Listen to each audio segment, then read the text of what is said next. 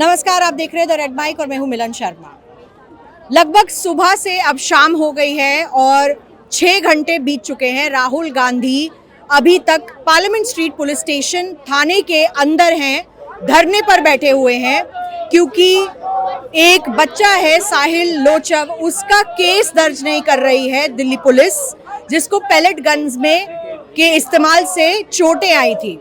राहुल गांधी सुबह यहाँ पहुंचे थे और अब बाहर राहुल गांधी के तमाम जो यूथ कांग्रेस के समर्थक हैं, यूथ कांग्रेस विंग के लोग हैं, वो यहाँ पर पहुंच गए हैं और लगातार बाहर नारेबाजी हो रही है। सुबह बहुत ज्यादा पुलिस फोर्स तैनात कर दी गई थी, लेकिन अब वो पुलिस फोर्स कम कर दी गई है और पूरी सड़क को इस वक्त बंद कर दिया गया है क्योंकि राहुल गांधी अभी भी पुलिस थाने के अंदर है और बाहर जो समर्थक हैं, कार्यकर्ता हैं, वो प्रदर्शन पर बैठ गए हैं।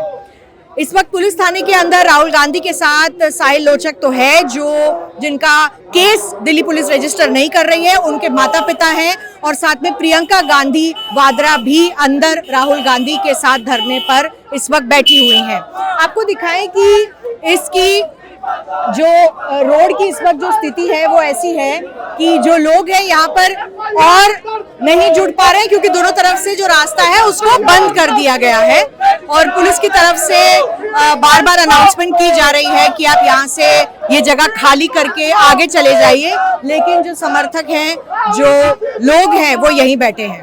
अब देखिए, मामला राहुल गांधी ने जो उठाया है वो हर उस बच्चे का मामला है जिसको पैलेट गन से इंजरीज हुई थी।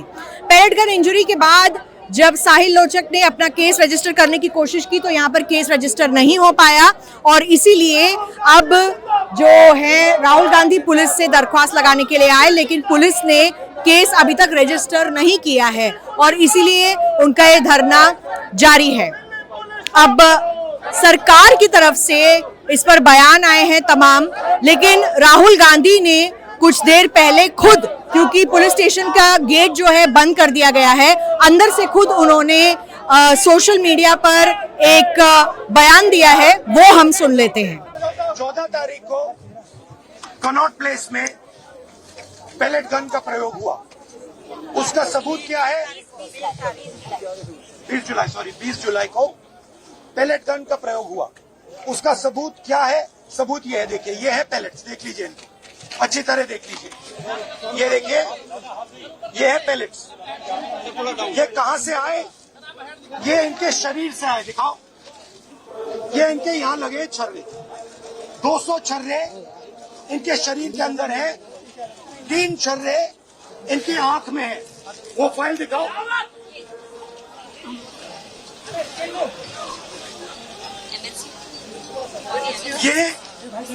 ये है एम्स की रिपोर्ट, लेडी हार्डिंग की रिपोर्ट, जिसमें साफ लिखा है कि इनको एम्स की एरी, जिसमें साफ लिखा है कि इनके शरीर में 200 से ज्यादा छर्रे हैं, आंख में 3 छर्रे हैं, आंख इनकी खो गई है, उस आंख से वो नहीं देख पाएंगे और इनके दिल के पास, बिल्कुल दिल के पास छर्रे हैं जो छुए नहीं जा सकते हैं।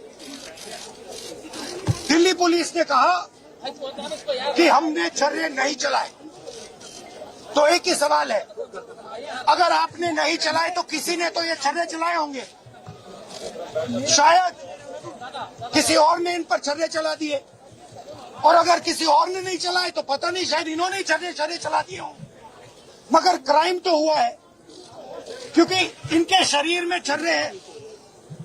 हम सिर्फ ये कह रहे हैं कि एफआईआर दर्ज कीजिए, एफआईआर दर्ज कीजिए। हिंदुस्तान का एक युवा है, उनकी मम्मी यहाँ पे ज्योति खड़ी है, उनके पिता दीपक है, साहिल है ये, और हम सिर्फ ये कह रहे हैं कि प्लीज एफआईआर दर्ज कीजिए।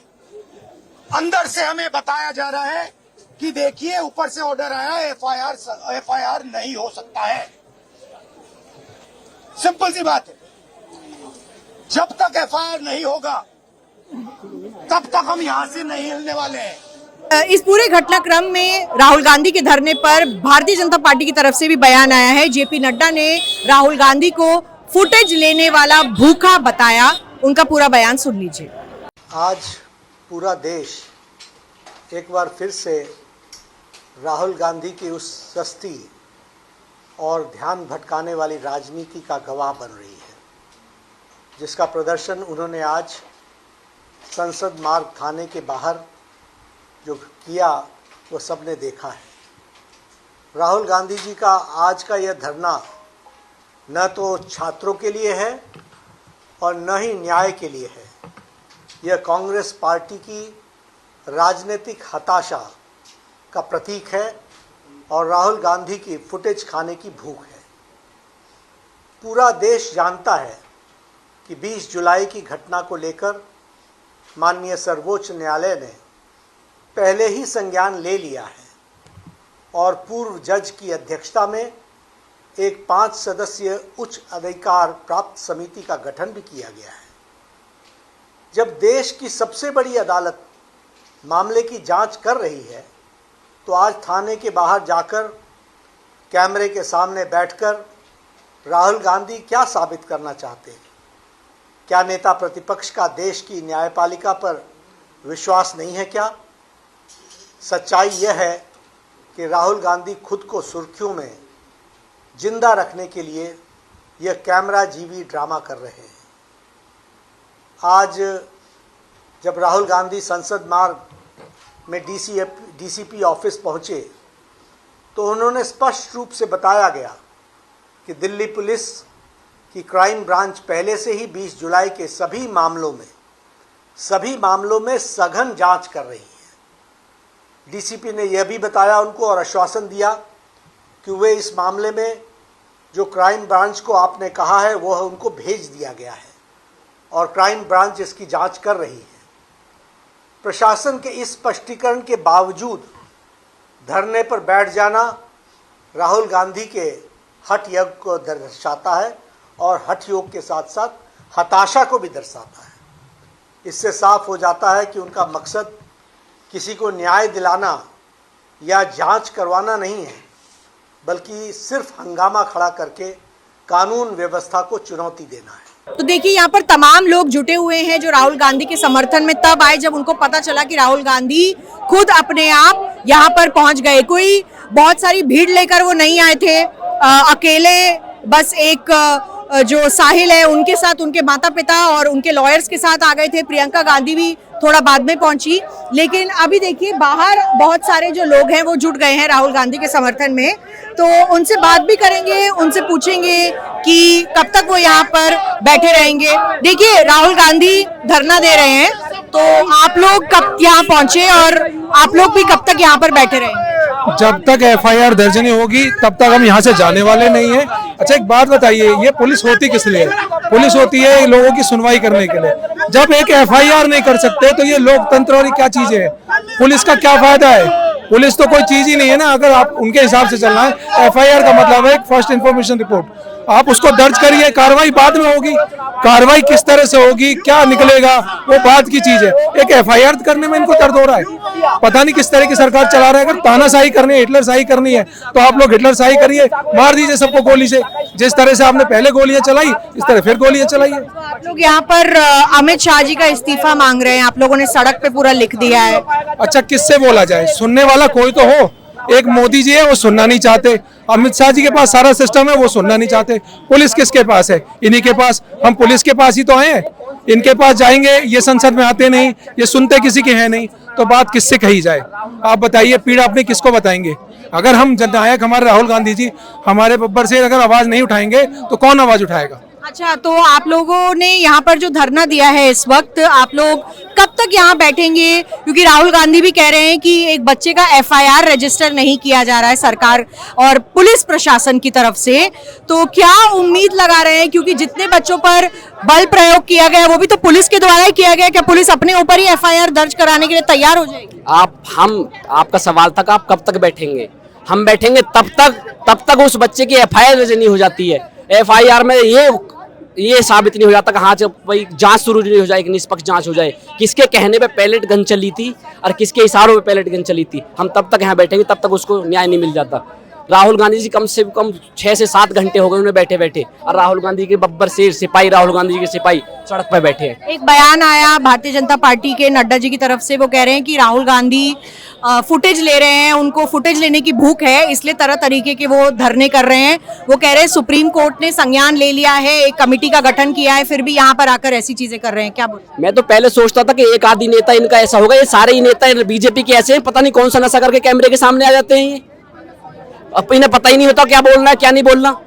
राहुल गांधी जी देश के वो नेता है, राहुल गांधी जी देश के जननायक है। हर देश के युवा जैन जी के दिल में राहुल गांधी जी बसते हैं। प्रधानमंत्री नरेंद्र मोदी बेशक सही देश के कागजी, वो होता है ना कागजी कार्रवाई में प्रधानमंत्री नरेंद्र मोदी जी आज भी देश की युवा और देश की जैन जी के दिलों में प्रधानमंत्री के तौर पर राहुल गांधी जी हैं। आप विश्वास रखें कि आदरणीय श्री राहुल गांधी जी युवा कांग्रेस के साथी और कांग्रेस के साथी तब तक यहाँ से नहीं हटेंगे जब तक हमको FIR का नंबर नहीं दिया जाता और इन्वेस्टिगेटिंग ऑफिसर कौन है वो अपॉइंट नहीं कर दिया जाता। This is non negotiable.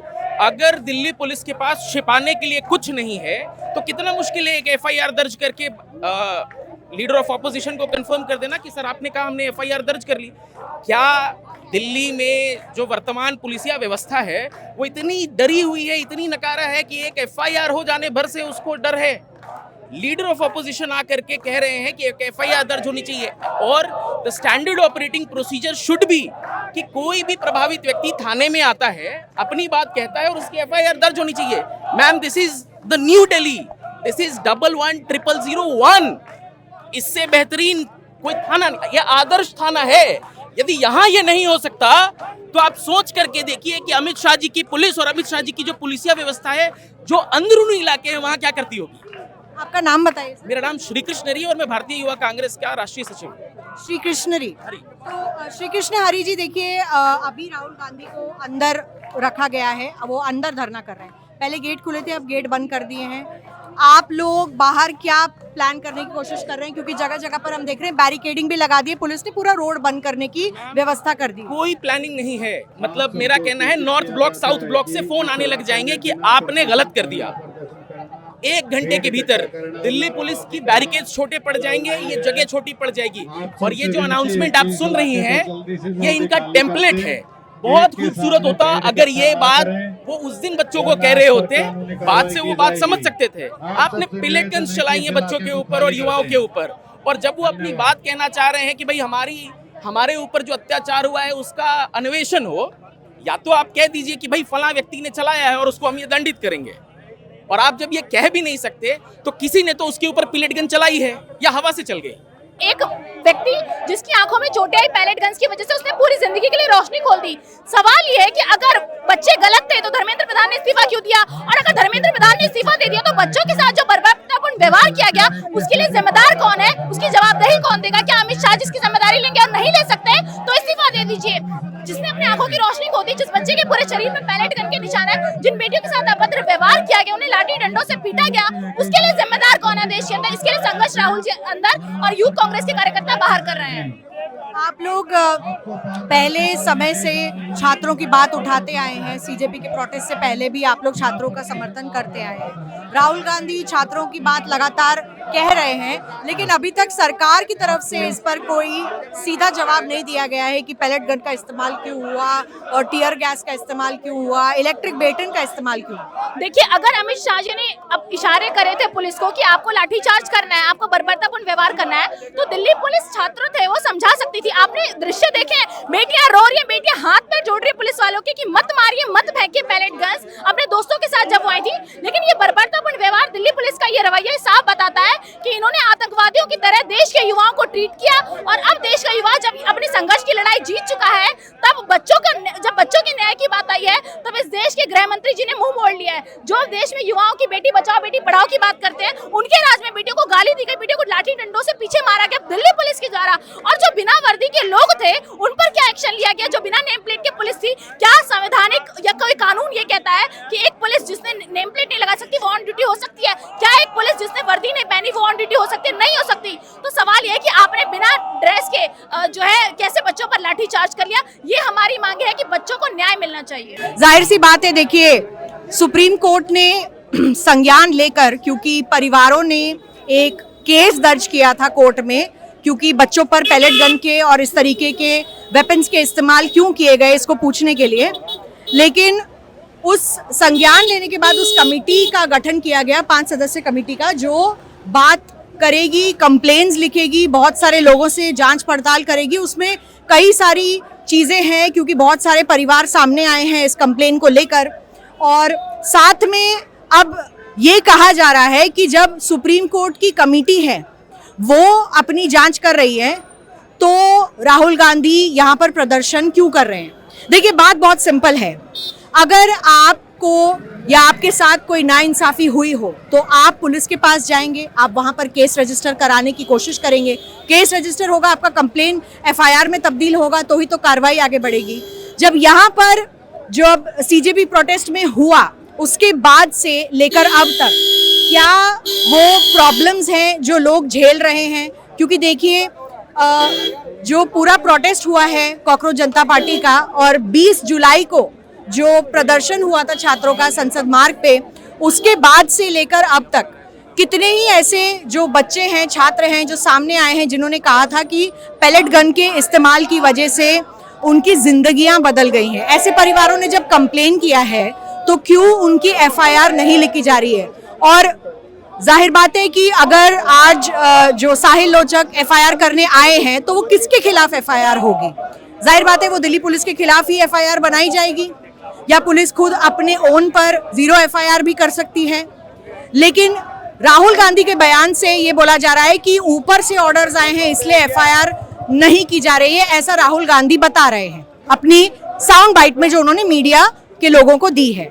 अब पुलिस अपने आप पे एफआईआर अगर करेगी तो ये मेरे ख्याल से लोकतंत्र में जो समाज इस वक्त हम देख रहे हैं इसमें ऐसा पहली बार होगा कि कोई पैलेट गन विक्टिम आया है पुलिस थाने पुलिस के खिलाफ ही केस दर्ज करने के लिए। क्या पुलिस ऐसा करेगी? क्या हिचकिचाहटें हैं? क्यों पुलिस ऐसा नहीं कर रही है? उसका जवाब अभी भी नहीं मिल पाया है। और लगातार राहुल गांधी पहले ही दिन से बोलते आ रहे हैं कि क्यों पैलेट गन का इस्तेमाल किया गया, किसके ऑर्डर्स पर पैलेट गन का इस्तेमाल किया गया। ये कुछ सवाल हैं जिसके घेरे में अभी भी सरकार है।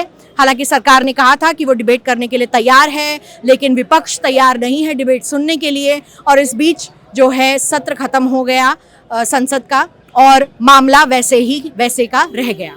फिलहाल शाम हो चली है लेकिन राहुल गांधी धरने से हटने की बात नहीं कर रहे हैं। और आगे क्या होगा? क्या पुलिस उन्हें पुलिस थाने में ही डिटेन कर देगी? क्या वो अरेस्ट किए जाएंगे? क्या उन्हें यहाँ से उठाकर कहीं और ले जाया जाएगा? क्या ये जो छात्र प्रदर्शन कर रहे हैं इन्हें कहीं और ले जाया जाएगा? ये भी अब सवालों के घेरे में है। अभी तक राहुल गांधी ने अपना धरना खत्म नहीं किया और वो डटे हुए हैं जब तक इस लड़के के नाम पर यहाँ पर एफआईआर दर्ज नहीं हो जाती है जो पैलेट गन का विक्टिम है। हम आपको तमाम अपडेट्स देते आए हैं सुबह से। आप देखते रहिए द रेड माइक।